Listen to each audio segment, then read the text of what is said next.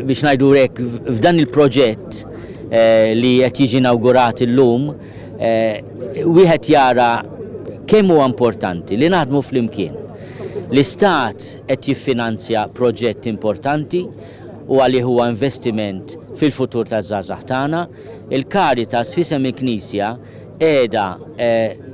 taċċetta din l-isfida li tagħti dan is-servizz, tiggarantixxi l-futur tiegħu, imma mhux biss il-binja importanti, huwa wkoll it-training ta' min jaħdem hawn biex is-servizz li ngħata liż-żgħażagħ u l-fiduċja li l-Istat qed juri fil-Caritas aħna verament nuru li nistgħu nagħtu riżultat meħtieġ. Fil-fatt dan qed jimla gap li ilu jinħass snin għal adolescenti li għandhom problema ta' dipendenza fuq id-droga jew jużaw is-sustanzi, il-problemi wkoll li jġibu magħhom, lajnuna wkoll għall-familji tagħhom, jiġifieri sal-lum ħafna drabi meta għandek sitwazzjoni severa, dawn l-adolescenti kienu jispiċċaw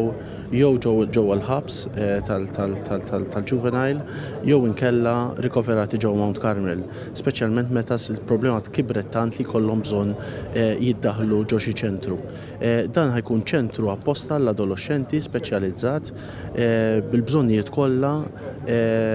li ċentru bħal jkollu bżonn, jiġifieri għandek servizzi li huma residenzjali